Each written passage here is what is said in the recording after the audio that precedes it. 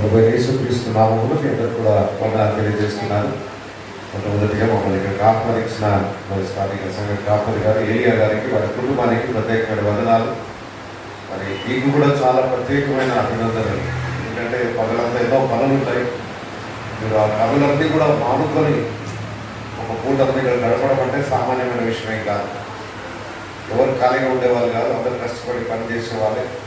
అయినా ఏలియా గారికి నా అభిమానం తెలియదు, దేవుడి సంకల్పం. ఈరోజు మరి మీరు అన్ని పనులు మానుకొని ఇక్కడికి వచ్చి ఒక పూట దేవుడి సన్నిధిలో గడపడం గొప్ప భాగ్యం. అయితే ఒక పూట మీరు పని మానుకున్నంత మాత్రాన ఈరోజు నష్టం అయితే ఏం జరగదు. దానికి రెండింతల దేవుడు తప్పకుండా అనుగ్రహిస్తాడు.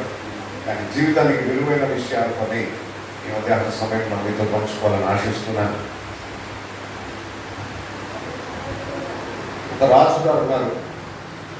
ఆయన రాజభవన్ నుండి బయటికి రాగానే అక్కడ ఒక సాధువు కనబడ్డాడు. రాజుగారికి నమస్కారం చేయగానే ఏమయ్యా, ఎవరు నువ్వు, ఎక్కడి నుండి వచ్చావు, ఏం సంగతి వివరాలు అడిగాడు. ఏమైనా చదువుకున్నావా నువ్వు అని అడిగాడు. లేదు సార్, ఏం చదువుకోలేదు. ఏమైనా ఆస్తుపాస్తులు సంపాదించావా అంటే ఏం లేదు సార్. మీ కుటుంబంలో ఎవరైనా కనులైన వాళ్ళు, గొప్ప వాళ్ళు ఎవరైనా ఉన్నారా, పేరు కాల్చిన వాళ్ళు ఎవరైనా ఉన్నారా అంటే లేదు సార్. మా వంశపరంగా చూసినా గొప్పతనం ఏం లేదు, ఆస్తులో గొప్పతనం లేదు, చదువు జ్ఞానం ఏమీ లేవు సార్. రాజుగారికి చాలా కోపం వచ్చేసి ఆయన ఒక షాలో తెప్పించి ఆ షాలో మీద ఏమో రాస్తున్నారంటే ఇతడు ప్రపంచంలోనే అతి మూర్ఖుడు అని రాయించి ఆయనకు సన్మానం చేశాడు. అంటే అవహేళన చేస్తున్నాడు. ఇలాంటి వాడు నా దేశంలో ఉన్నందుకు సిగ్గుపడుతున్నానయ్యా. ఎందుకు అంటే నీకు ఏ చదువు సంధ్య లేదు, నీకేం సంపాదించే తెలివితేటలు లేవు, మీ వంశంలో పేరు కాల్చిన వాడు కాదు, ఏ కొనులో చూసినా నీకేం అర్హతలు లేవు, ఏం తెలియదు, నీకు అజ్ఞానివి, నీ అంతటి మూర్ఖుడు ప్రపంచంలో ఏమనలేదు అని ఆ షాలో కప్పి దాని మీద అక్షరాలు రాసి ఆయన పంపించాడు, అవమానపరిచి పంపించాడు. కొంతకాలం తర్వాత ఆ రాజుగారికి అనారోగ్యత వచ్చింది. పడకలో పడున్నాడు, చావు సిద్ధమై ఉన్నాడని ఊరందరికీ తెలిసింది, దేశమందరికీ తెలిస్తే ప్రజలందరూ ఒకరి తర్వాత ఒకరు వచ్చి రాజుగారిని చూస్తున్నారు. చివరి చూపు అన్నట్టుగా అందరూ వస్తున్నారు, చూస్తూ వెళ్ళిపోతున్నారు. అందరూ వచ్చే సమయం కూడా ఈ సాధువు కూడా వచ్చాడట. అందరూ ఒక్కొక్కరు చూసి పలకరించి వెళ్తామో లాస్ట్కి ఆ సాధువు కూడా వచ్చాడు. రాజుగారు, మీ గురించి వార్తలు తెలిసి మీరు ఇంకా కొద్ది రోజుల్లో చచ్చిపోతున్నారని కదా. ఆయన ఆ మాట మీరు అవునయ్యా అని చెప్పి చాలా బాధతో చెప్పాడు. రాజుగారు, ఈరోజు మీరు చనిపోతున్నారు కదా, వాళ్ళు చనిపోతే ఎక్కడికి వెళ్తున్నారు అనుకుంటున్నారు మీరు? ఒక మనిషి ఇక్కడ ఇంకొక దగ్గరికి వెళ్తున్నారని తెలిసినప్పుడు ఎక్కడికి వెళ్తున్నాడో తెలుసుకుని వెళ్తాడు కదా. ఇక్కడ నుండి బయలుదేరుతున్నారు, మీరు ఎవరైనా అడుగుతారు ఎక్కడికి వెళ్తున్నారు సార్ అంటే సూర్యాపేటకి వెళ్తున్నానయ్యా, సామాన్లు కొనుక్కోవడానికి వెళ్తున్నా, హైదరాబాద్కి వెళ్తున్నా అని ఎక్కడికి వెళ్తున్నామో ఒక గమ్యం తెలుసుకునే ప్రయాణం చేస్తారు కదా. మరి ఈరోజు మీరు ఇక్కడ నుండి వదిలేసి వెళ్ళిపోతున్నారు సార్, ఎక్కడికి వెళ్తున్నారు? చనిపోతున్నారు, ఎక్కడికి పోతున్నారు అంటే ఏమన్నాయా నాకు తెలియదు అన్నాడు. వెంటనే ఆయన మీద తప్పిన షాలో అవును కదా, అది తీసి రాజుగారి మీద వేసి వెళ్ళిపోయాడు ఆయన. ఆ షాలో మీద ఏం రాస్తుంది? ఈ ప్రపంచంలో ఈయనంతటి మూర్ఖుడు ఇంకొకడు లేదు. అయ్యా, నాకంటే పెద్ద మూర్ఖులు మీరే. ఎందుకంటే ఎక్కడికి వెళ్తున్నారో మీకు తెలియకుండా వెళ్తున్నారు. ఇన్ని రోజులు రాజుగా వైభవాన్ని అనుభవించిన మీరు ఈరోజు చనిపోతే ఎక్కడికి వెళ్తున్నారో తెలియకుండానే పోతున్నారు కదా. మీ అంతటి అజ్ఞానం లేదు ఒకడు అని. సో ఈ కథ యొక్క నీతి ఏంటి అంటే జీవితంలో రేపేంటి ఎల్లుండేంటి అని ఆలోచించడం కాదు, ఈ లోకాన్ని విడిచిపెట్టి వెళ్ళిపోయిన తర్వాత ఏంటి అనేది ప్రాముఖ్యం. నిన్నటి రోజు ఒక మీటింగ్ వెళ్ళాను కథగట్లలో. అక్కడ ఒక పెద్ద ఆయన మేము వెళ్తుంటే మాకు ఈ పేపర్ ఇచ్చాడు. తీసుకోండి సార్ అని ఇచ్చాడు. ఏంటి అంటే ఆయన ఒక ఎల్ఐసి ఏజెంట్. ఎల్ఐసి ఏజెంట్ ఆయన అడ్వర్టైజ్మెంట్ చేసుకుంటున్నాడు. ఈ పేపర్ ఇచ్చి చదువుతాడు సార్ అని. ఏముందప్ప అంటే think again what is your family future. మీ కుటుంబ భవిష్యత్తు ఏంటో మరొకసారి ఆలోచించండి అన్నాడు. అంటే ఆయన ఉద్దేశం ఏంటి? ఈరోజు మీరు పోతే మీ కుటుంబాన్ని ఎవరు పోషిస్తారు? ఇక్కడ 4 రాళ్ళు వెతికేసుకోండి, పాలసీలు కట్టండి, లైఫ్ ఇన్సూరెన్స్లో మీ పైసలు పోగు చేసుకోండి. ఒక 15 ఏళ్ళు కడితే మీరు పోయిన రోజు మీ ఇంటికి వారికి అందరూ కూడా పోషణకు కావాల్సిన డబ్బు వస్తుంది, నెల ఇంత జమ చేసుకోండి అని చెప్పడానికి అన్నమాట. ఈ కొటేషన్ నాకు బాగా నచ్చింది. థింక్ అగైన్, మరొకసారి ఆలోచించండి మీ కుటుంబ భవిష్యత్తు గురించి. మీ కుటుంబ భవిష్యత్తు బాగుండాలంటే ఏం చేయాలి? జస్ట్ పే 15 years, 15 సంవత్సరాలు మాత్రమే కట్టండి, గ్యారంటీ లైఫ్ టైం. ఇక చచ్చిపోయేదాకా మీ కుటుంబానికి పోషణ వస్తుంది, చచ్చిపోయేదాకా. అంతవరకే వాళ్ళు ఆలోచించింది. నేను ఇదే క్యాప్షన్ ని వాడుకుంటున్నాను. థింక్ అగైన్, మరొకసారి ఆలోచించండి. మీ గురించి, మీ కుటుంబం గురించి ఆలోచించండి. ఇది చనిపోయిన తర్వాత చేసే గ్యారంటీ. ఈ పాలసీలో చేరండి. ఈ పాలసీ పేరు కూడా LICA, లైఫ్ ఇన్సూరెన్స్ కార్పొరేషన్ కాదు, లైఫ్ ఇన్ క్రైస్ట్. ఈరోజు క్రీస్తులో మీ జీవితం కట్టబడితే మీ భవిష్యత్తుకి గ్యారంటీ. ఈ లోకాన్ని విడిచిపెట్టి వెళ్ళిపోగానే పరలోక రాజ్యంలో ప్రవేశిస్తారు, అది గ్యారంటీ. చూడండి, ప్రతి వస్తువు కొనగానే గ్యారంటీ అడుగుతారు. ఎన్నెన్నో సార్లు గ్యారంటీ ఇస్తారు. ఈ లోకంలో దేనికి గ్యారంటీ లేదు. అయితే యేసునందు విశ్వాసం ఉంచి పాప క్షమాపణ పొంది ఈరోజు చనిపోయినా పరలోకం గ్యారంటీ అని బైబిల్ చెబుతుంది. గ్యారంటీ సర్టిఫికేట్ బైబిల్ ఇస్తుంది. కాబట్టి ఏదో 4 రోజుల తర్వాత ఏం జరుగుతుందో ఆలోచించేవాడు జ్ఞాని కాదు, నిత్యత్వాన్ని గురించి ఆలోచించేవాడు జ్ఞాని. ఈ భూమి మీద మీరు ధనవంతులు గానో పేదలు గానో అన్నీ ఉండవు, అన్నీ లేకపోయినా వారు బ్రతికేది కొంతకాలమే. ఆ కొంతకాలము ఏం లేకుండా సుఖంగా బ్రతకొచ్చు, అన్నీ ఉండి ఏడుస్తూ బ్రతికే కాలం కూడా ఉంది. మీరు అనుకోవచ్చు, మనకు బాధలు లేకుండా ఉండాలంటే 4 రాళ్ళు వెనకేసుకోవాలి, నెలకి కనీసం 50,000 లక్ష రూపాయలు వస్తే హ్యాపీగా బతికేచ్చు అనుకుంటున్నారేమో. నెలకి 5-6 లక్షలు సంపాదించే వాళ్ళు కూడా అప్పులలో ఉన్నారు. తెలుసా మీకు? మీరు అనుకుంటున్నారు జీతం పెరిగితే, సంపాదన పెరిగితే సమస్యలు తీరిపోతాయని. ఎంత చెట్టుకి అంత గాలి అంటారు. ఎంత సంపాదించినా ఆ సంపాదనకు సరిపడే సమస్యలు ఉంటాయి. కాబట్టి ఈ సమస్యలు భౌతికమైనవి, అందరికీ సహజమే. ఏ కులమైనా, ఏ మతమైనా, ఏ దేశమైనా, ఏ వయసులో ఉన్నవారైనా, పట్టణాల్లోనైనా పల్లెటూరులోనైనా మానవుడి జీవితానికి వచ్చే పరిస్థితులు అన్నీ సమానమే. కానీ మరణం తర్వాత ఉండబోయే మాత్రము చాలా ప్రాముఖ్యమైనది. వాటిని గురించి మనం ఆలోచించాలి. ఏదో ఈరోజు సమస్య తీరిపోతే చాలు అనుకుంటే ఇంకొక సమస్య ఖచ్చితంగా వస్తుంది. కానీ శాశ్వతంగా సమస్యలకి పరిష్కారం అయ్యేది ఏంటి అంటే, ఈ ఆత్మ శరీరాన్ని విడిచిపెట్టి వెళ్ళిపోతుంది. దాని గురించి ఆలోచించేవాడు జ్ఞాని. బైబిల్లో ఒక మాట రాయబడింది, ఒకడు లోకమంతా సంపాదించుకొని తన ప్రాణం పోగొట్టుకుంటే వాడికి ఏం ప్రయోజనం? పొద్దున్న లేస్తే రాత్రి వరకు దేనికోసం కష్టపడతారు మనిషి? కోటి విద్యలు కూటి కొరకే. మీకు తెలుసా, ఈరోజు కోటి విద్యలు వేసి కోట్లు సంపాదించి ఒక పూట కడుపు నిండా భోజనం చేయలేని పరిస్థితి ఉంది. ఇప్పుడు ఏ డాక్టర్ దగ్గరికి వెళ్ళినా బాబు రైస్ తినదు. అరే కడుపు నిండా భోజనం చేద్దామనే కదా దినమంతా కష్టపడి పొలం పండించి ధాన్యం సంపాదించుకొని సంచులు వేసుకుంటే, ఒకప్పుడు ఇప్పుడు కూడా చాలా మంది ఇళ్ళలో సంవత్సరానికి సరిపడే బియ్యం సంచులు వేసుకుంటారు. ఎందుకు? ఏ కరువు వచ్చినా ఏమొచ్చినా 4 సంవత్సరాలు హ్యాపీగా నేను నా ఇంటి వాళ్ళు తినాలి. మీరు డాక్టర్ దగ్గరికి వెళ్ళగానే మీరు రైస్ తినద్దు అంటారు, బియ్యం తినద్దు మీరు అంటారు. మరి ఇంత సంపాదించే ప్రైస్. కోటీశ్వరులు ఉన్నారండి, కడుపు నిండా తిండి తినలేదు. ఈరోజు డాక్టర్లు తినొద్దు అంటున్నారు. ఒకటే 2 తిను, ఆ సొరకాయల కీరకాయల 4 తిను, తిని పప్పు తిను, కడుపు నింపుకునే పరిస్థితి లేదు ఈరోజు. మరి ఏం లాభం? కోటి విద్యలు, కోట్ల రూపాయలు. ఈరోజు దాన్ని సంతృప్తిగా మనిషి అనుభవించే పరిస్థితి లేదు. అంటే ఇవన్నీ వ్యర్థమే అని అర్థమైపోతుంది మనిషి. ఏదో బతకడానికి కడుపుకోవడం నింపుకోవడం కొంత ఆహారం చాలు, కానీ మనిషి ప్రయాసపడేదంతా దేనికోసం మరి? అంటే రాత్రి పగలు కష్టపడేది ఎందుకంటే ఒకరు సుఖపడాలని. అయితే ఇంత కష్టపడుతున్నావు కానీ దీంతో సుఖం రాదు అని తెలియట్లేదు మనిషికి. అందరూ అదే చెప్తుంటారు, 4 రాళ్ళు వెనకేసుకుంటే హ్యాపీగా బతకొచ్చు, 15 ఏళ్ళు కడితే హ్యాపీగా నీ కుటుంబానికి ఏం లోటు లేదు. అయితే డబ్బులు ఇస్తారేమో, ఆరోగ్యాన్ని ఇస్తారా? 15 ఏళ్ళ తర్వాత వాళ్ళు ఇచ్చే డబ్బులు తినలేవు. సరే, నీ పిల్లలు ఎవరైతే ఉంటారో తెలియదు, దానికోసం నీ పిల్లలు ఎంత కొట్లాడుకుంటారో తెలియదు. మా ఆయన సంపాదించాడు 1,00,000 రూపాయలు, చలో తలా 15 ఏళ్ళు అంటాడు, ఒక పడమని వెయ్యాలంటాడు. ఎంతమంది తల్లిదండ్రులు ఆస్తిని బట్టి కొడుకుని చంపుకోలేదు? మరి ఈ నెల నీ తర్వాత నీ పిల్లలు తింటారా అంటే కూడా గ్యారెంటీ లేదు. సో గ్యారెంటీ ఏంటి అనే దాని గురించి ఆలోచించాలి. ఏంటి గ్యారెంటీ అంటే ఆత్మ సంబంధమైన విషయాలు గ్యారెంటీ. ఈ శరీరానికి మీరు ఎన్ని చేసినా ఇది ఒకరోజు మట్టిలో కలుసుకోవాల్సిందే. ఏదో బ్రతకడానికి కొంత తిండి అవసరం, ఉండడానికి ఒక ఇల్లు అవసరం, అంతకుమించి ఏం కావాల్సిన లేదు మనిషికి.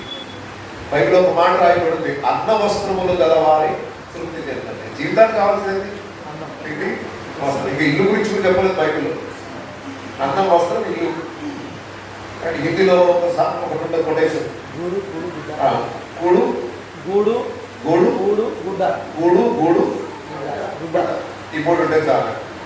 కానీ బైబిల్లో అపోస్తలుడైన పౌలు అసలు గూడు గురించి కూడా చెప్పలేదు. అన్న వస్త్రములు గలవారి, తినడానికి తిండి, కట్టుకోవడానికి వస్త్రాలు ఉండాలి. ఏ చెట్టు కిందనైనా పడుకోవచ్చు. మీకు ఇల్లు లేకపోయినా కూడా ఈ రెండైతే అత్యవసరం బ్రతకడానికి. అయితే మనిషి దాంతో తృప్తి పడ్డాడు. ఇంకేదో దొరుకుతుంది, ఏదో సంపాదించాలి, ఏదో చేయాలి. రాత్రి బదులు పరిగెత్తు అలసిపోయి ఒకరోజు చనిపోయే ముందు అయితే మీరు చూస్తున్నాను ఏం సాధించావయ్యా ఇప్పటి వరకు అంటే చెప్పుకోవడానికి ఏం లేదు. అక్కడ ఏం సంపాదించాను అంటే ఒకరోజు వదిలిపెట్టి వెళ్ళిపోవాల్సిందే. వదిలిపెట్టి వెళ్ళిపోయే దాని గురించి ఆలోచిస్తున్నాడు కానీ తీసుకెళ్లే దాని గురించి ఆలోచించట్లేదు. ఏంటి ఇక్కడ నుండి వెళ్ళిపోయేది ఏంటి? ఈ మట్టి శరీరాన్ని ఇక్కడ వదిలేస్తాము, కానీ ఇక్కడ నుండి వెళ్ళిపోయేది ఏంటి? ఆత్మ శరీరాన్ని విడిచిపెట్టి వెళ్ళిపోతుంది. అది ఎక్కడికి వెళ్ళిపోతుందని ఆలోచించట్లేదు. మట్టిలో కలిపి ఈ శరీరం యొక్క సౌఖ్యాల గురించి ఆలోచిస్తున్నాడు మనిషి. ఆత్మ యొక్క సౌఖ్యాల గురించి ఆలోచించట్లేదు. ఏంటి సార్ ఇంత ఆత్మ యొక్క సౌఖ్యం అంటే ఏంటి అంటే అందరికీ బాగా సుపరిచితమైనది. మానవుడు ఈ లోకంలో జన్మతహా పాపంలోనే పుడుతున్నాడు, పాపంలోనే చనిపోతున్నాడు. ఇది ఎవరు అవునన్నా కాదన్నా దయచేసి గమనించండి.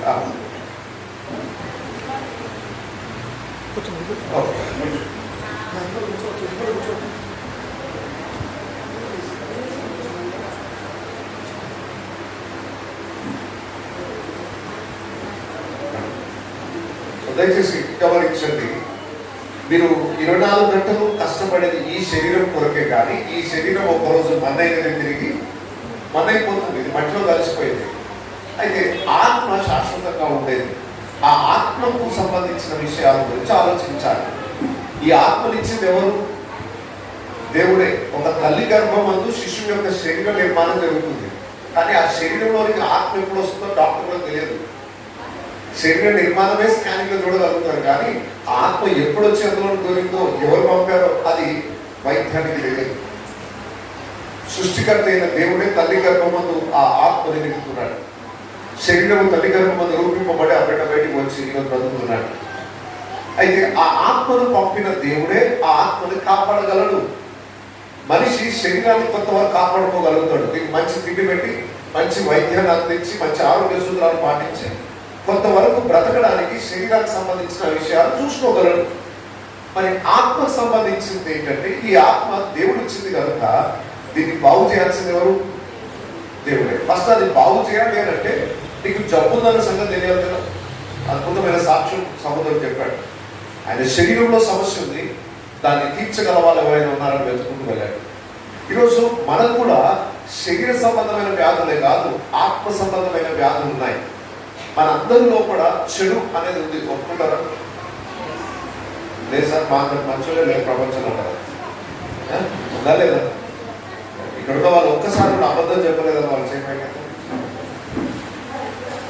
రోజుకి 10 సార్లు చెప్తారు. ఎవరైనా వస్తారు 100 రూపాయలు దిగి అంటారు, మీ దగ్గర 200 ఉన్నాయి కానీ దిగారు. లేవు సార్, ఇప్పుడే ఖర్చు అయిపోయింది. 100 రూపాయలు వాడికి ఇస్తే నా పరిస్థితి అనుకుని ఏదో ఒక అబద్ధం చెప్పి ఇట్లాంటి కార్యక్రమాన్ని పిలిచాడు ఏరియా గారు. ఏం పని లేదు, కానీ పొలంలో పని సార్ రాలేకపోయాడు. ఒక అబద్ధం చెప్పాలి, మరి ఏరియా గారు బాధపడదు కదా. అట్లా రోజుకి ఎన్ని అబద్ధాలు ఆడతాము, ఎంత ఈజీగా. పైగా అది తప్ప అనుకోరు మనం, ఇంకా తెలివి అనుకుంటారు కదా. అబ్బా ఎదుటి వాళ్ళు ఎంత ఈజీగా నమ్మించారు. మనందరి లోపల పాపం స్వభావం ఉంది, కానీ గుర్తించరు ఎవరు. ఎట్లా అయిపోతుందంటే అందరు పాపం చేస్తుంటే చలనం ఉండదు. ఎవరో ఒకటి పాపం చేస్తే వెంటనే గుర్తుపట్టేస్తాం, అయ్యో తప్పు చేశాడు అంటారు.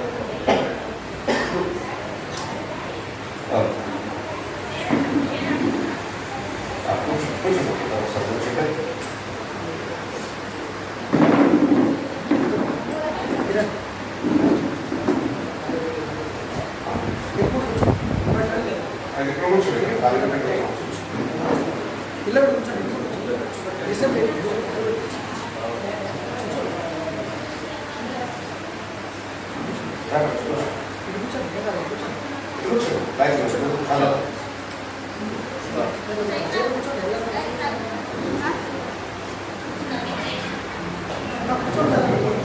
వాళ్ళకి ఎక్కడ కంఫర్టబుల్ ఉంటారు కూర్చోండి.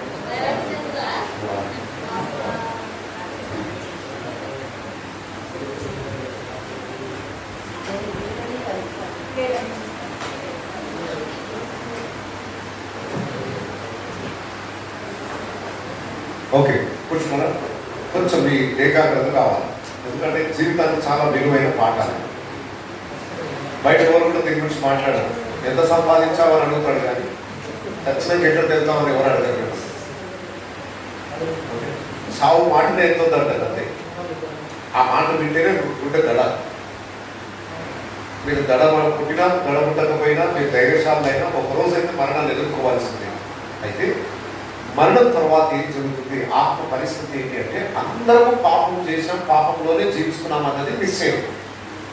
అందరికీ పాపం అనే జబ్బు ఉందా లేదా? ఉందా? అయితే ఈ జబ్బు శరీర జబ్బు కన్నా ప్రమాదకరమైన, ఇప్పుడు ఒక క్యాన్సర్ చాలా ప్రమాదకరమైన వ్యాధి. ఆ వ్యాధి కన్నా కూడా భయంకరమైనది పాపం అనే జబ్బు. కానీ మనిషి దాన్ని పట్టించుకోవాలి.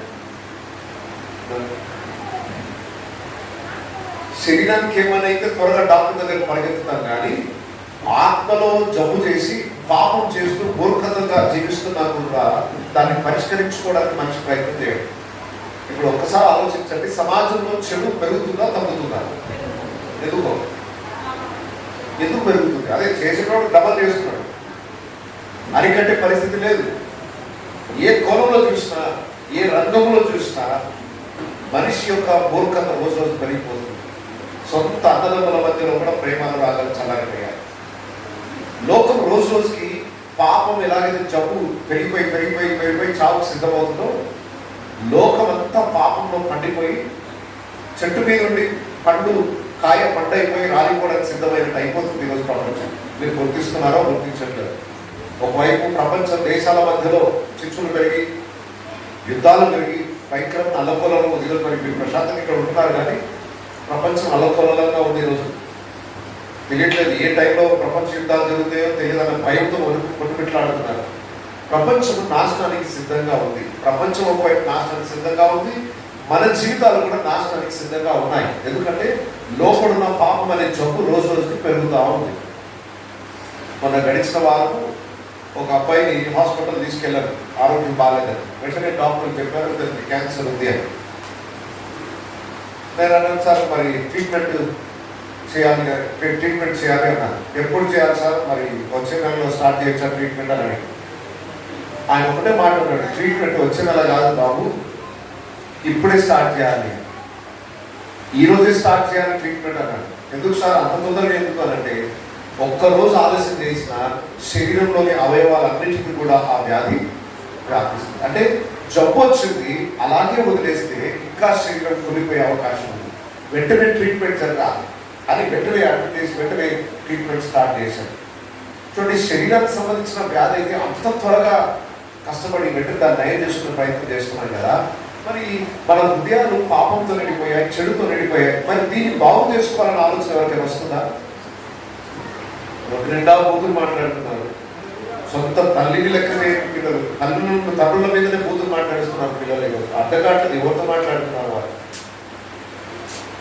అంటే అందరితో బూతులు మాట్లాడవచ్చు అని కాదు నాకు. కనీసం సొంత తల్లిదండ్రుల దగ్గరైనా గౌరవంగా మాట్లాడాలనే జ్ఞానం ఈరోజు ఎవరొస్తున్నట్టు లేదు, పిల్లలకు లేదు. కుటుంబంలో భార్యాభర్తల మధ్య సమాధానం లేదు. ఒక కుటుంబంలో ఉన్న తల్లి బిడ్డలు కానీ పిల్లల మధ్యలో, అన్నదమ్ముల మధ్యలో, అక్క చెల్లెల మధ్యలో ఎక్కడ కూడా మంచితనం అనేది కనబడట్లేదు. మరి ఈ వ్యాధి రోజు రోజుకి అధికం అవుతున్నప్పుడు ఆ వ్యాధిని నయం చేసుకునే ఆలోచన ఉండాలని మనిషికి లేదు. ఈరోజు మంచి చెప్తారంటే వినే పరిస్థితి ఎవరు లేరండి. ఇల్లే గారు చాలా ప్రయాసపడుతున్నారు బాబు, మా ఊరు బాగుపడాలి, మా ప్రజలు దీవించబడాలి, మంచి గురించి చెప్పేవాళ్ళు లేదు. కనీసం ఇంతమందిలో కనీసం 10 మంది అయినా మంచి మాటలు పెరిగి జీవితాలు బాగు చేసుకుంటారు. చాలా ప్రయాసపడి, చాలా ఖర్చుతో ఉన్న పని అయినా ఈ గ్రామం దీవించబడాలని ఆశతో ఆయన ప్రయాసపడుతున్నాడు. సో దయచేసి గమనించండి, మంచి మాటలు మనిషికి నచ్చవు. అదే ఇక్కడ ఒక తాగుడు ప్రోగ్రాం పెట్టండి, ఎంతమంది వస్తారు? ఇవ్వాల్సిన అవసరం లేదు. లేదా ఇంటికి ఒకటి రెండన్నా చాలు, ఊరంతా వస్తుంది. ఓకే, మరి అది బాగు చేసేదా పాడు చేసేదా? బాగు చేసే పనుల నుంచి రమ్మంటే ఎవరు రాదు. అంటే మనిషి ఎంత చెడిపోయిన స్థితికి వెళ్ళిపోయాడంటే ఇంకా చెడు కావాలనే కోరుకుంటున్నాడే తప్ప, అయ్యో నేను ఆల్రెడీ చెడిపోయాను, నాలో కూడా ఎందుకు తప్పు చేయకుండా ఉండలేకపోతున్నాను, అబద్ధం మాట్లాడకుండా ఉండలేకపోతున్నాను, మోసం చేయకుండా ఉండలేకపోతున్నాను, బూతులు మాట్లాడకుండా ఉండలేకపోతున్నాను, ద్వేషము, కోపం, అసూయ, కుటుంబం ఇవన్నీ నాలో కూడా ఉన్నాయి, వాటి నుండి నేను విడుదల ఎందుకు పొందట్లేదు అని ఆలోచించే స్థితిలో మనిషి ఇంకా ఏదైనా తప్పు చేసే అవకాశం ఉంటే చేయడానికి రెడీ.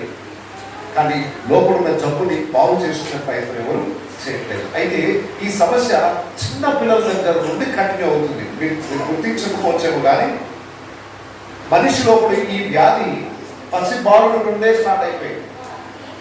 మీరు చిన్న పిల్లలు తీసుకోండి,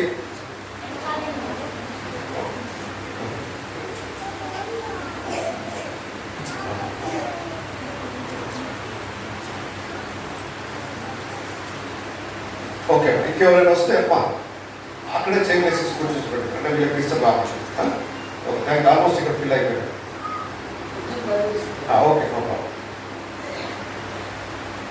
చిన్న పిల్లలు వాళ్ళలో కూడా చెడు ఆల్రెడీ స్టార్ట్ అయిపోయింది. నేను గుర్తించారో లేదు, ఇంట్లో ఒక స్వీట్ డబ్బాలో ఒక స్వీట్ తినేస్తాడు. అమ్మ రాగానే ఈ డబ్బాలో స్వీట్ ఎవరు తీసింది?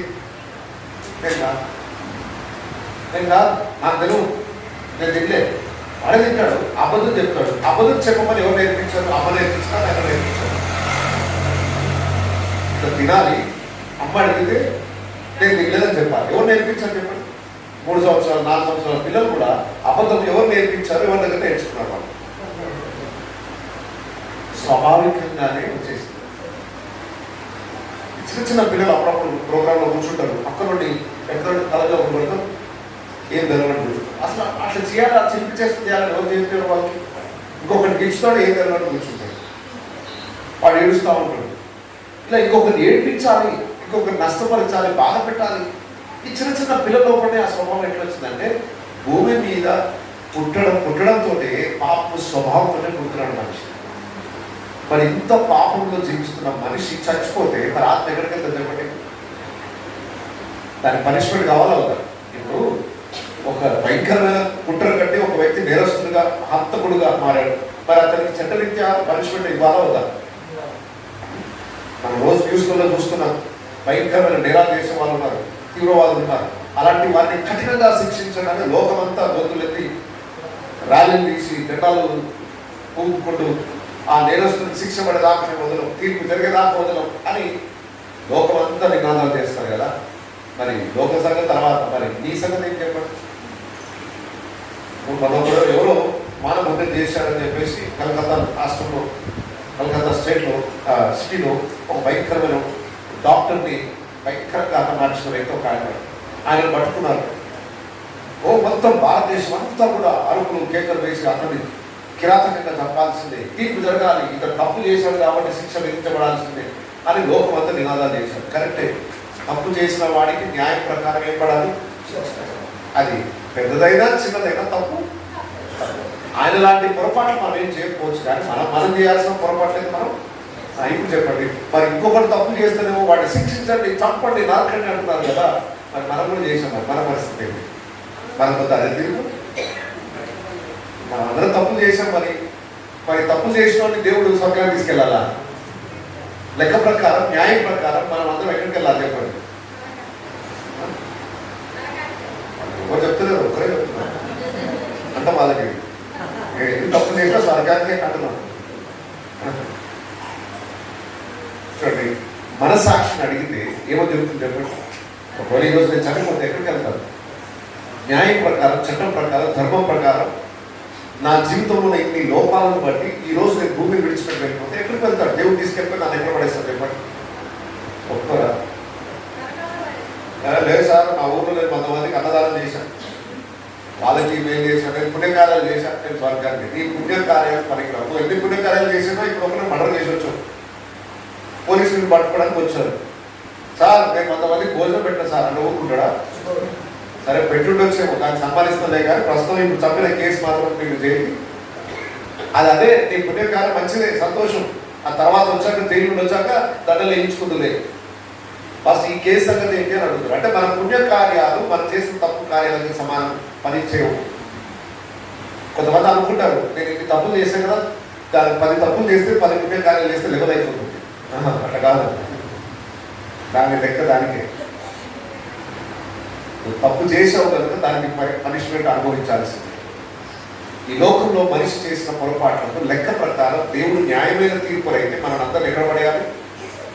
నరకంలో పడేయాలి. మంచి అనేది చేయట్లేదు, మనం అందరం పొరపాట్లు చేస్తున్నాము. చేయొద్దు అనుకుంటున్నా చేసేస్తున్నాం. మనందరికీ మంచి బ్రతకాలనే ఆశ, తప్పు చేయకుండా బ్రతకాలనే ఆశ. కానీ అలా బ్రతకలేదు, ఎందుకంటే మన లోపలే మన మొత్తం మిషన్ అంతా పాడైపోయింది. అది చేసే ప్రతి పనికి వద్దనుకున్నా అది తప్పు చేస్తుంది. మరి ఏంటి దీని పరిష్కారం ఏంటి అంటే మనిషి దానికి పరిష్కారం చేయలేడు. కాబట్టి దేవుడే దానికి ఒక పరిష్కారం చేయాల్సి వచ్చింది. మనిషి లోపల ఉన్న పాపపు జబ్బుని తీసేయాలంటే దానికి ఒక వైద్యం జరగాలి. ఏంటి అంటే ఫస్ట్ ఇంతమంది చేసిన పాపానికి ప్రాయశ్చిత్తం జరగాలి. ప్రాయశ్చిత్తం కావాలి అంటే ఈ వ్యక్తుల స్థలంలో ఇంకొకరు బలి కావాలి, పెనాల్టీ చెల్లించాలి, జరిమానా చెల్లించాలి. వీళ్ళు కట్టలేని జరిమానా ఇంకొకరు కట్టాలి. ఎవరు కట్టాలి? ఇంతమంది పాపల కొరకు ప్రాయశ్చిత్తం జరగాలంటే దేవుడి యొక్క చట్టం ప్రకారము పరిశుద్ధ రక్తము చెందించబడాలి. ఈనాటికి కూడా భారతదేశంలోనే కాదు ప్రపంచవ్యాప్తంగా జంతు బలులు ఉన్నాయి. పూర్వము ఒక ఊరి యొక్క క్షేమం కోసము ఒక దేవతకి బలు అర్పించేవారు. ఈనాటికి కూడా బలు అర్పించే ఆనవాయితీ ఉంది. భారతదేశంలోనే కాదు, ఆఫ్రికా దేశంలో కానీ, ఇతర అమెజాన్ లాంటి అడవి ప్రాంతంలో ప్రజలు కానీ ఈ రోజు కూడా జంతు బలు చేస్తున్నారు. వాళ్ళకి ఎలా తెలిసింది? ఈ జంతు బలు అర్పిస్తే మా గ్రామానికి క్షేమం కలుగుతుంది, మా గ్రామానికి నష్టం కలగకుండా దేవతను సంతోష పెట్టాలి అని జంతు బలు చేస్తూనే ఉన్నారు. అంటే ప్రపంచవ్యాప్తంగా మనుషులకు దేవుడు ఒక సత్యాన్ని నేర్పించాడు. మనిషి చేసిన పాపానికి మరణమే శిక్ష. అయితే ఒకవేళ ఈ మనుషులు తప్పించబడాలంటే ఆ మనుషుల స్థానంలో మరొక అమాయకమైన వ్యక్తి చంపబడ్డాడు. ఒకడు బలైతేనే తప్ప మనుషులకు విమోచన అనేది లేదు. అందుకొరకే రాను గౌతమ బుద్ధుడు వచ్చిన తర్వాత జీవహింస చేయరాదని చెప్పేసి బల్లు పక్కన పెట్టేసి కొబ్బరికాయలు స్టార్ట్ అయ్యాడు. కొబ్బరికాయలు ఏం చేసిన గుళ్ళకి 2 ముక్కలు చేయాలి అంటే బలి కావాలి అని అన్నాడు. ఇక జంతువులను బలిచ్చే బదులు కొబ్బరికాయలు కొట్టండి అని చెప్పేసి అక్కడ కొబ్బరికాయలు మన స్టార్ట్. అయితే ఈరోజు మీకు ఒక శుభవార్త ఏంటంటే మనం ఇక ఎడ్లను మేకలను బలర్పించాల్సిన అవసరం లేదు, మనం కొబ్బరికాయలు 2 ముక్కలు చేయాల్సిన అవసరం లేదు. ఎందుకంటే మన కొరకు బలైపోవడానికి దేవుడే మానవుడిగా దిగి వచ్చాడు. ఎందుకంటే మనుషులను ఎప్పుడూ యోగ్యుడు కాదు ఆ బలి అర్పించబడడానికి. దేవుడే మానవ ఆ జన్మనెత్తి మానవుడే లోకానికి వచ్చి మనందరి శిక్షను ఆయన మీద వేసుకొని క్రూరమైన శివ మరణాన్ని పొంది ఆయన రక్తాన్ని నెలగా చెల్లించి మరణాన్ని ఓడించి తిరిగి లేచాడు కనుక చనిపోయే మనలందరినీ మరలా బ్రతికించగలిగిన శక్తి ఆయనకు ఉంది. అందరు చనిపోతున్నారు, అడ్డైపోతున్నారు, మళ్ళీ రాగలరు.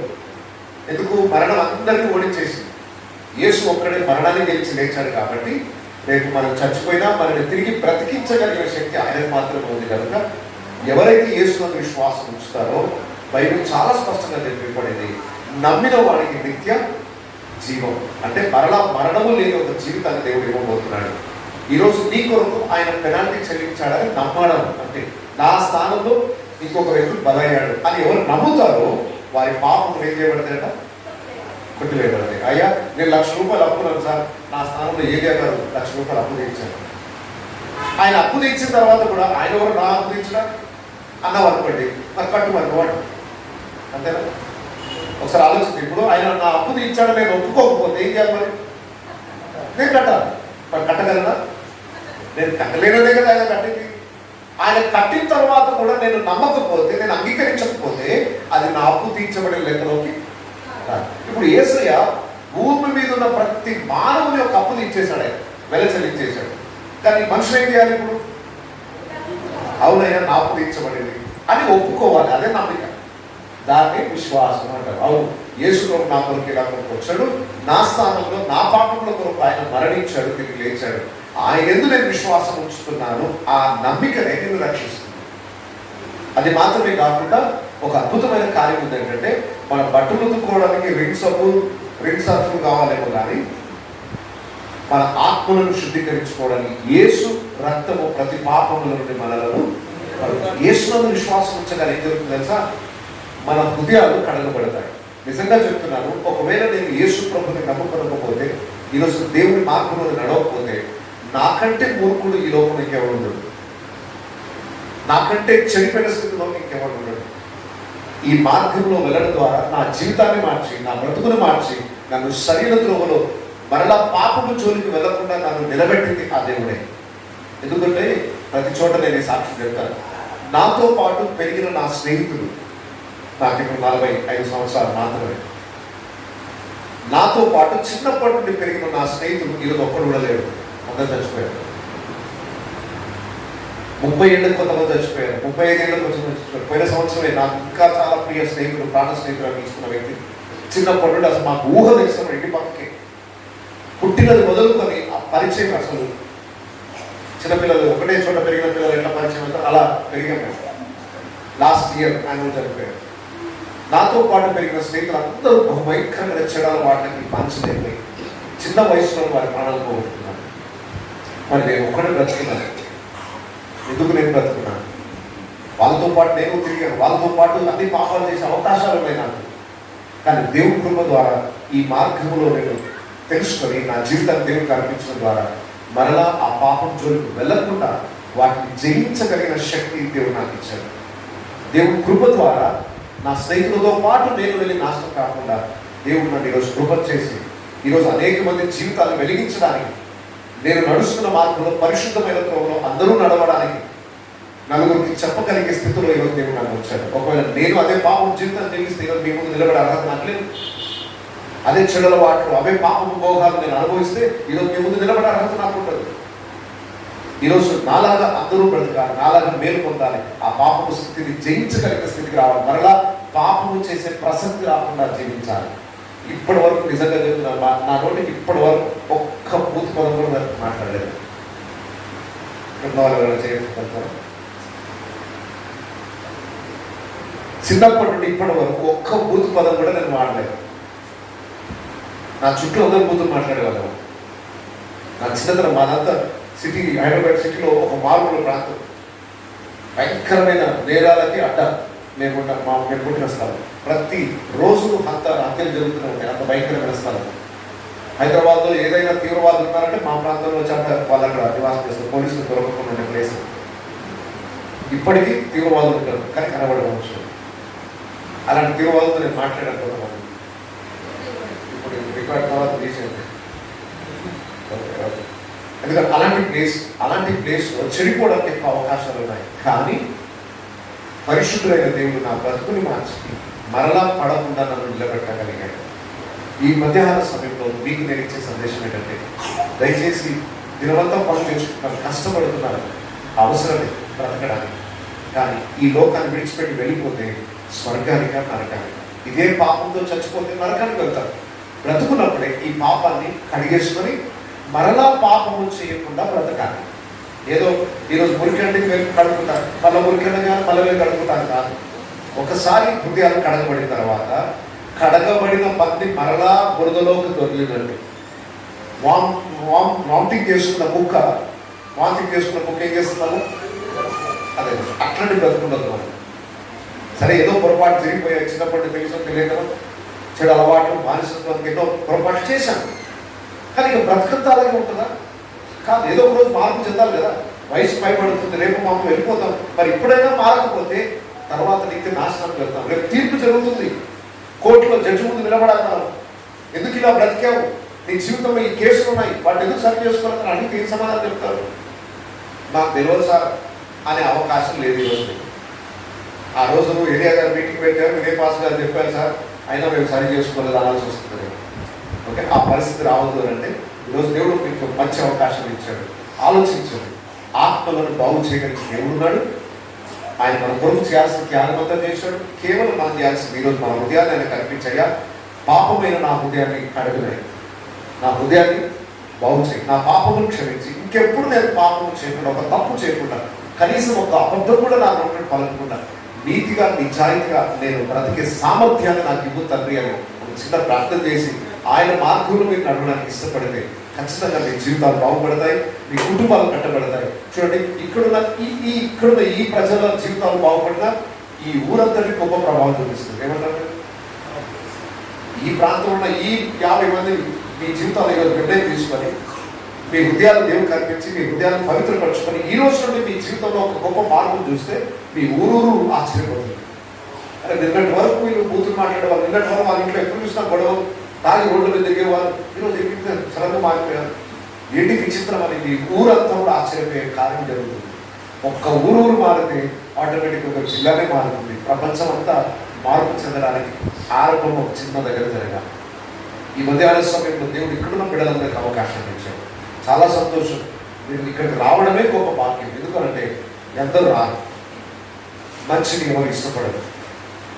ఇలాంటి మాటలు వ్యతిరేకించే వాళ్ళు ఉన్నారు, హేళన చేసే వాళ్ళు ఉన్నారు. ఇలాంటి మాటలు చెప్తుంటే అపహాస్యం చేసేవాళ్ళు, దీన్ని తప్పుగా అర్థం చేసి ఇలాంటి మాటలు వినొద్దు, ఇలాంటి ప్లేసెస్కి వెళ్ళొద్దు అని ప్రచారం చేసేవాళ్ళు ఇంకొక వైపు ఉన్నారు. ఎవరేం చేసినా సజీవ సాక్ష్యాలు ఉన్నాయి. ఇక్కడికి దేవుని యందు విశ్వాసం ఉంచడం ద్వారా, దేవుని మార్గంలో నడవడం ద్వారా ఎలాంటి జీవితం ఉంటుందో సజీవ సాక్ష్యాలు ఉన్నాయి. అయినా ప్రజలు దాన్ని వ్యతిరేకంగా అపార్థం చేసుకుంటూ ఇది మనకు సంబంధించింది కాదు, మన కులానికి సంబంధించింది కాదు, మన దేశానికి సంబంధించింది కాదు, మన మతం కాదు, మన కులం కాదు, మన బోధ కాదని యేసుకి భిన్నంగా శత్రుత్వాన్ని పెంచుతా ఉన్నారు. సరే, ఎవరేమనుకున్నా నా జీవితంలో దేవుడు కార్యం చేశాడు, సహోదరు జీవితంలో కార్యం చేశాడు, ఏలే గారి జీవితంలో కార్యం చేశాడు. ఇంతకుముందు అనేక మంది జీవితాలు సజీవ సాక్ష్యాలుగా ఉంటాయి. ఎవరో ఏదో చెప్పారంట, మీ కళ్ళ ముందులో చూడండి, దేవుడు చేసే కార్యాలను చూడండి. ఆయన బ్రతుకులను మార్చేవాడు, జీవితాన్ని చక్కపరిచేవాడు. ఆయన పరిశుద్ధుడు కనుక మనం కూడా పరిశుద్ధంగా బ్రతకాలని మనకు నేర్పించిన దేవుడు. ఈరోజు ఎవ్వరూ పరిశుద్ధత గురించి మాట్లాడాలని, డబ్బులు ఎట్లా సంపాదించాలి, ఎవరు ఎట్లా ఉంచాలని నేర్పిస్తారేమో కానీ పరిశుద్ధంగా నీతిగా బ్రతకాలని చెప్పేవాళ్ళు ఎవరైనా చూసారా ఈ మధ్యకాలంలో? అరే, ఈ తప్పెందుకు చేస్తున్నావా అని మీరు సరిచేసి మీరు బాగు చేయాలని ఎవరైనా ప్రయత్నం చేశారా ఎప్పుడైనా? పద ఇంకో తప్పు చేద్దామని మీరు ప్రోత్సహించే వాళ్ళు తప్ప, నువ్వు గొడవ పడుతుంటే ఇంత పద ఇంకా రెండు దెబ్బలేద్దాం పద అనేవాడే తప్ప గొడవ జరుగుతున్నాడు వద్దునైనా అని నీతి మాటలు చెప్పి బాగు చేసే మాట మీరు ఎవరు చెప్తున్నారు? ఒకప్పుడు కనీసం పెద్దల మాటలైనా వినేవాళ్ళు. ఈరోజు ఎటువంటి పరిస్థితి ఎవరైనా చెప్తే వాడు నా మీదకి వచ్చినట్టున్నాడు. అనవసరంగా వాడికి చెప్పి నేను నష్టపోవడం ఎవరు బాధ, ఎవరి కర్మ వాడికి అని వదిలేసే పరిస్థితి వచ్చేసి అందరూ అలాగే వదిలేస్తే ఈ సమాజాన్ని ఎవరు బాగు చేస్తారు? ఈ మీటింగ్ యొక్క ఉద్దేశం, దేవుడిని కలిగిన వ్యక్తులే జీవితాలు బాగుపడతాయి. దేవుడు లేకుండా జీవితాన్ని మనం మార్చుకోలేము, ఆ శక్తి సామర్థ్యాన్ని మనకు లేదు. కాబట్టి దయచేసి ఈరోజు పరిశుద్ధులైన దేవుడు ప్రభువుని తీసుకుని నీ హృదయం వరకు వస్తే నీ హృదయం కడగబడుతుంది. దేవా, ఇప్పటి వరకు మీకు మనస్సాక్షికి తెలిసిన పొరపాట్లు ఉన్నాయి కదా, ఎక్కడెక్కడ ఏమైనా పొరపాటు చేస్తుంటాం మనకు తెలుసు, కొన్ని మన జ్ఞాపకం ఉన్నాయి. వాటిని దేవుడు ఒప్పుకున్నాయా, తప్పు చేశాను నన్ను క్షమించు అని మన నోటి నుండి మాట రావాలి. ఇప్పుడు తప్పు చేసిన వాడు క్షమాపణ కోరుకోకపోతే ఎందుకు వాడు ఎట్లా క్షమిస్తాడండి? తప్పు చేసిన వాడు తప్పకుండా ఏం చేయాలి? క్షమాపణ అడగాలి. అయ్యా, నేను తప్పు చేశాను క్షమించాను. ఆ మాత్రం తగ్గింపు కూడా లేకపోతే దేవుడు బలవంతం వచ్చి ఉతకడు. అంతేనా? వాషింగ్ మిషన్లోనే బట్టలు ఉతకడానికి బకెట్లో వేస్తేనే కానీ అది కడగబడుతుంది. నేను ఇక్కడే హ్యాంగర్ తగిలేసి ఉంటాను అంతే అంటే నీకు బరకాలంగా ఉంటుంది. దేవుడి దగ్గరికి వచ్చినప్పుడు తగ్గింపుతో రావాలి. అయ్యా, తప్పు చేసిన పొరపాటు చేశాను, క్షమించి నీ దయ కొనుక్కొని వస్తున్నాను అని మన హృదయాలు దేవుడు కనిపించి ఇక మీదట మరలా తప్పు చేయకుండా నన్ను కాపాడు. ఇక కొద్ది కాలంలో ఉందండి, ఆల్మోస్ట్ సగం జీవితాలు అయిపోయాయి. పావు జీవితం సగం కాదు, 75% అయిపోయింది. పావు జీవితం అయిపోయింది. ఇంకా మిగిలిన ఎంత? పావు జీవితం ఉంటుంది, పావు జీవితం ఉంది. మరి దాన్నైనా చాలా జాగ్రత్తగా ఖర్చు పెడుతుంది, దాన్నైనా పరిశుద్ధంగా బ్రతుకున్నారు. సమాజంలో గౌరవనీయమైన స్థితిలో మంచి పేరు, మంచి సాక్ష్యం, ప్రేమ కలిగిన వాళ్ళు ఇలాంటి సాక్ష్యాలు సంపాదించుకున్నారు. బైబిల్ రాయబడింది, వెండి బంగారముల కన్నా మంచి పేరు కోరదగింది. ఈరోజు మంచి పేరు వస్తుందా ఎవరికైనా? ఎవరైనా మిమ్మల్ని చూసి అరే పలానా వ్యక్తి చాలా మంచోళ్ళు సార్, మా ఊళ్ళో మంచోళ్ళు అంటుంటే వాళ్ళే అని మీ పేరు ఎవరైనా చెప్పారు ఎవరైనా? మరి ఇంకెప్పుడు సంపాదించుకుంటారు? మీరు అనుకుంటారు డబ్బు సంపాదించుకుంటే గ్రేట్ అనుకుంటున్నారు. నో నో నో నో, నీ డబ్బు దేనికి పనికిరాదు. రోజు నీ మంచి సాక్ష్యం కాపాడుతుంది. నీ మంచితనం రేపు నలుగురు వచ్చి నీకు సహాయపడడానికి ఇష్టపడతారు. నువ్వు కోట్ల రూపాయలు డబ్బున్నా నువ్వు ఆపదలో ఉన్న ఒక్కడు రాడు కాపాడడానికి. కానీ మంచి పేరు చాలా ప్రాముఖ్యమైనది. కాబట్టి అయ్యా, డబ్బులు అవసరం, బ్రతకడానికి కావాలి, సంపాదన తప్పు కాదు, కష్టపడండి, పని చేయండి, కానీ అది ఆపద దిన ముందు మీ అక్కడికి రాదు. దేవుడిని కలిగి ఉందాం, సమాజంలో మంచి సాక్ష్యం కాపాడుకుందాం. మనము ప్రజలతో ప్రేమ, అనురాగాలు, పరిశుద్ధత, నీతి, న్యాయం, యథార్థత, ఇవి కలిగి ఉంటే రేపు ఈ లోకాన్ని విడిచిపెట్టిన పరలోక రాజ్యంలో దేవుడితో పాటు యుగ యుగం జీవిస్తాం. ఆయన పరిశుద్ధుడు కనుక ఆయనతో పాటు మనం ఉండాలంటే మనం కూడా ఎలా ఉండాలి? ఆయన పరిశుద్ధుడు కాబట్టి నేను మనం కూడా పరిశుద్ధంగా ఉండాలని కోరుకుంటున్నాడు దేవుడు. అంతే, మనలో ఇంకేం కోరుకుంటున్నాడండి దేవుడు? డబ్బులు కావాలి, ఆయనకి పైసలు కావాలా దేవుడికి? మనం ఇచ్చే డబ్బులతో బతుకుతాడా దేవుడు? కొంతమంది అనుకుంటారు ఇష్టం వచ్చినట్టు జీవిస్తా, ఆ హుండీలో 1000 రూపాయలు వేస్తుందా పాపాలు పోతాయి. నో, దేవుడు మీరు ఇచ్చే 1000 రూపాయలు అవసరం లేదు. అమ్మా దేవుడు అంటే దేవుడు సేవ జరగడానికి ఇస్తున్నాను, కానీ మనం కొంతమంది మనసు ఎట్లుంటుందంటే నేను ఎన్ని పొరపాట్లైనా చేస్తాను, దేవుడికి 100 రూపాయలు ఇచ్చేస్తే ఆయన కృషి అయిపోతాడు, నా పాపాలు వదిలేస్తాను అనుకుంటున్నాడు. అట్లా కాదు. దేవుడు సేవకి ఇస్తున్నాం, దేవుడు పని కొరకు ఇస్తున్నాం, మంచిది. కానీ ఆ డబ్బులు దేవుడు తీసుకుని దేవుడు తింటున్నాడు కదా, ఆయనకు అవసరం. దేవుడు సేవ కొరకు అంటే అర్థం ఏంటి? మళ్ళీ ఇలాంటి మీటింగ్స్ పెట్టడానికి ఉపయోగిస్తామంటాం. అంటే ఇంకా నలుగురు బాగుపడాలన్న ఉద్దేశంతోనే ఆ డబ్బు వాడతాం. దేవుడు మందిరంలో మీరు ఇచ్చే ప్రతి రూపాయి మళ్ళీ దేవుడు సేవ కొరకే వాడతారు. కానీ మనం దేవుడికి ఏదో మెహర్బాన్ చేస్తున్నట్టు, దేవుడికి ఏదో మనము ఆయనను పోషిస్తున్నంత ఫీలింగ్ ఉంటుంది కొంతమందికి. మనము దేవుడిని పోషించట్లేదండి, దేవుడే మనలను పోషిస్తుంది. కాబట్టి దయచేసి మన హృదయాలు ఆత్మను గురించి ఆలోచిస్తారు. అన్నిటికంటే ఎక్కువగా ఈ లోకాన్ని విడిచిపెట్టగానే దేవుడితో పాటు ఉండాలి, దాంట్లో సిద్ధపడాలి. మనం ఊరికి వెళ్తున్నామంటే బట్టలన్నీ ప్యాక్ చేసుకొని సూట్ కేసుకొని రెడీ చేసుకుంటారు. మరి ఈ లోకాన్ని విడిచిపెట్టి వెళ్ళిపోవాలి, దాన్ని రెడీ అవుతున్నారా? నేను బోర్లో ఇక్కడనే ఉంటాంటే కుదరదు, వెళ్ళాల్సిందే. నువ్వు వద్దన్నా ఈ లోకాన్ని విడిచిపెట్టి వెళ్ళాల్సింది. ఆ వెళ్ళేదేదో మంచిగా రెడీ అయిపోతే మంచి ప్లేస్కి వెళ్తున్నాం, దీనికంటే మంచి ప్రపంచానికి వెళ్తున్నాం. కాబట్టి అన్ని విధాలుగా సిద్ధపడాలి. కాబట్టి మిమ్మల్ని నేను భయపడట్లేదు మరణం అని. కానీ మరణం అనేది నిజం, అది తప్పకుండా ఒకరోజు ఎదుర్కోవాలి. అయితే మరణం అనేది అర్థం కాదు, అది ఇంకొక ప్రపంచంలోకి అడుగు పెట్టడం. ఆ పెట్టడమే ఉన్నతమైన స్థితిలో ఉండడానికి ఈ కొద్ది జీవితాన్ని వాడుకోవాలి. ఈ కొద్ది జీవితాన్ని వ్యర్థం చేసుకొని జీవితాన్ని నాశనం చేసుకుంటే యుగ యుగమును అదే పొరపాట్లు, అదే నష్టంలో జీవించాల్సి వస్తుంది. కాబట్టి దేవుడు మంచి అవకాశాన్ని ఇచ్చాడు. ఈరోజు పరిశుద్ధులైన దేవుడు మీకు పరిచయం అయ్యాడు. లోకరక్షకుడు, లోకమంతటిని సృష్టించిన వాడు 2000 సంవత్సరాల క్రితం మానవుడిగా ఈ లోకంలో పుట్టి దేవుడు అన్నవాడు ఎలా ఉంటాడు అని మనుషులకు అర్థమైనట్టు 33.5 సంవత్సరాలు ఈ భూమి మీద జీవించి అనేక మంచి సూత్రాలు, బోధనలు నేర్పించి మన స్థానంలో మరణించి తిరిగి లేచాడు. మాదిరి చూపించాడు. నన్ను వెంబడించండి అన్నాడు. అంతే. ఆయన వెంబడించడానికి ఇష్టపడే వాళ్ళు ఎవరో తెలుసా? పరిశుద్ధంగా బ్రతకాలనుకున్నవాడు ఒక్కడే యేసును వెంబడిస్తాడు. ఇక వేరే కోరిక ఏమున్నా యేసును వెంబడించాడు. నేను పరిశుద్ధంగా బ్రతకాలి అన్న ఆశ ఎవరికైనా ఉందా? యేసు ఒక్కడే నీ జీవితాన్ని పరిశుద్ధపరచగలడు, పరిశుద్ధంగా జీవించడానికి శక్తిని ఇవ్వగలడు. అది మేము అనుభవిస్తున్నాం, మీరు కూడా అనుభవించాలని ఆశిస్తున్నాను. అందరం ఒక్కసారి కళ్ళు మూసుకుంటే వచ్చిన ప్రార్థన చేస్తాం మీకోసం. అందరం కూడా కళ్ళు మూసుకుందాం. ఒకవేళ ఈ మధ్యాహ్న సమయంలో మరి దేవుడు మీతో మాట్లాడినట్టు అనిపిస్తే, అవును కదా ఇప్పటికే జీవితం చాలా అయిపోయింది, ఇంకా కొద్ది జీవితమే ఉంది, ఆ కొద్ది జీవితం అయినా దేవుడి యందు భయభక్తులు కలిగి నా హృదయాన్ని దేవుడికి అర్పించి పరిశుద్ధంగా బ్రతకడానికి ఆయన శక్తిని పొందుకుంటాను, ఈ లోకాన్ని విడిచిపెట్టిన తర్వాత ఆయనతో పాటు ఉండాలనే ఆశ నాకు ఉంది అని ఎవరైనా ఆశించినట్లయితే ఈరోజు మీకు ప్రార్థన చేయాలని ఆశిస్తున్నాను. ఎవరైనా అందరూ కళ్ళు మూసుకున్నారు, ఎవరు కూడా కళ్ళు తెరవకూడదు. అందరూ కూడా కళ్ళు మూసుకుని 2 నిమిషాలు అయిపోయింది ఆల్మోస్ట్.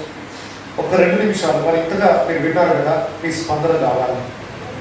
ఈరోజు నా జీవితాన్ని ఆ దేవుడికి అర్పించాలనుకుంటున్నాను. నా జీవితము దేవుడి వెలుగుతో, శాంతితో నింపబడాలి. నేను ఈ రోజు నుండి మరలా పరిశుద్ధంగా బ్రతికి ఈ లోకాన్ని విడిచిపెట్టిన తర్వాత పరలోకంలో ఉండాలని ఆశిస్తున్నాను.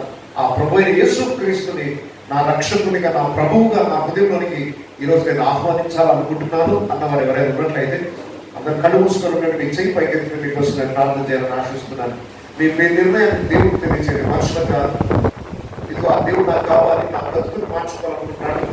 ఆయన రక్తం చేత నా పాపను క్షమించబడి నేను పరిశుద్ధంగా జీవించాలని ఆశపడుతున్నాను. ఈ లోకాన్ని విడిచిపెడితే పరలోక రాజ్యం వెళ్ళాలని ఆశిస్తున్నాను. ఆయనే రక్షకులను నేను అంగీకరిస్తున్నాను అని ఎవరైనా అనుకున్నట్లయితే మీ చేయి పైకెత్తినట్లయితే మీ కొరకు నేను ప్రార్థన చేయాలని ఆశిస్తున్నాను. దయచేసి సిగ్గుపడాల్సిన అవసరం, మనం ఏం తప్పు చేయట్లేదు. నీ పక్కన వాళ్ళు ఎవరు నిన్ను చూడట్లేదు, ఎవరు నిన్ను గమనించట్లేదు. సృష్టికర్త అయిన దేవుడికి నీ నిర్ణయాన్ని తెలియజేస్తున్నాను. ఆ దేవుడు నాకు కావాలి, ఈ రోజు నుండి నా జీవితం వెలిగించబడాలి, ఆయన మార్గంలో నేను నడవడానికి సిద్ధంగా ఉన్నాను, నాకు కొత్త జీవితం కావాలి, నిత్య జీవం కావాలి అని ఎవరైనా ఆశించినట్లయితే మీ చేయి పైకెత్తినట్లయితే మీకోసం నేను ప్రార్థన చేస్తాను. సుఖపడాల్సిన అవసరం లేదు, మొహమాట పడాల్సిన అవసరం లేదు. మనం ఎవ్వరికి అన్యాయం చేయట్లేదు, ఎవరికి తప్పు చేయట్లేదు. దేవుని ఎదుట మన నిర్ణయాన్ని తెలియజేసుకున్నాం. చాలా వందనాలమ్మా. చేతులు ఎత్తిన వారికి ప్రత్యేక వందనాలు. 2 నిమిషాలు అలాగే చేతులు ఎత్తించినట్టు మీకోసం నేను ప్రార్థన చేస్తాను. ఇంకా అవకాశం ఉంది. తప్పు చేయడానికి మనిషి తెగించేస్తున్నాడు, సిగ్గుపడట్లేదు. కానీ ఒక మంచి నిర్ణయం తీసుకోవడానికి ఎంత మొహమాటమో. ఎలాంటి బలవంతం లేదు, ఎలాంటి కట్టుదిట్టాలు లేవు. నీ ఇష్టపూర్వకంగా దేవా నా జీవితాన్ని ఈరోజు నీకు అప్పగిస్తున్నాను. ఈరోజు నుండి నా బ్రతుకుని బాగు చేసి నీ కొరకు నిలబెట్టయ్యా. ఒక చిన్న మనసులో ప్రార్థన చేసుకుని చేయి పైకెత్తినట్లయితే మీకోసం ప్రార్థన చేస్తాను. చాలా వందనాలు. ప్రార్థన చేస్తున్నాను. పరిశుద్ధానికి వందనాలు అయ్యా. ఈ బిడ్డలు నీ సత్య స్వార్థను విన్నారు, స్పందించారు నాయన. హృదయాన్ని కఠినపరుచుకోలేదు. మంచి జీవితం జీవించాలన్న ఆశ ఈ బిడ్డలో కలిగజేశావు. ఈ రోజు నుండి నీ కృపను అనుగ్రహించి వారి హృదయాలను పవిత్రపరిచి ఈ రోజు నుండి నీ కొరకు పరిశుద్ధంగా జీవించి నీ రాజ్యంలో వారు నిలబడే కృపను దయచేయండి ఆయన. వారి జీవితాలలో ఈ మాటలు నూరంతలుగా ఫలింపజేయండి. వారి ఆత్మల రక్షణ మీరు అనుగ్రహించండి నాయన. వారి కుటుంబాల్లో శాంతి, సమాధానం, దీవెన దయచేయండి.